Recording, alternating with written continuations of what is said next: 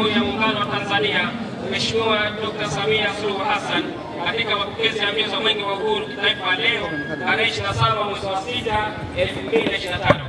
Mheshimiwa Rais, kwanza kabisa hatuna budi kumshukuru Mwenyezi Mungu, kuomba mbingu na ardhi na vilivyomo kwa kutuwezesha kufika hapa leo hii. Kwa heshima kubwa sisi wananchi wa wilaya ya Micheweni tunao furaha kubwa isiyokifanya kupokea na kuhitimisha Mwenge wa Uhuru mwaka 2025 pamoja na Mwenge wa Uhuru kitaifa na kimkoa wakiongozwa na ndugu Ismail Ali. Karibuni wilaya ya Micheweni.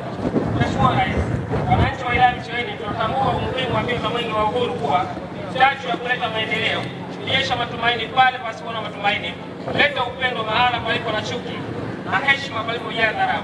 Aidha, unasaidia kuongeza kasi na shughuli za kiuchumi, jamii na kitamaduni. Hivyo wote tuko bega kwa bega katika kuendeleza azma hii na hivyo kujiletea maendeleo yetu na hatimaye kuondokana na umaskini kwa ujumla. Mheshimiwa Rais, wilaya ya Micheweni ni miongoni mwa wilaya mbili zinazounda mkoa wa Kaskazini Pemba, ambapo imegawika katika kanda mbili kimaumbile, kanda ya mashariki na kanda magharibi. Utawala, wilaya inayo majimbo manne ya uchaguzi, wadi 8 na sheria 25. Kutokana na sensa ya watu na makazi ya mwaka 2022, wilaya ina jumla ya wakazi wapatao 123,379, ambapo wanaume ni 50,555 na wanawake 33,824. Mheshimiwa Rais, katika harakati za kupambana na umaskini hadi kufikia Mei 2025, jumla ya wananchi 226 wa wilaya ya Micheweni wamefaidika na mikopo yenye thamani ya shilingi milioni 203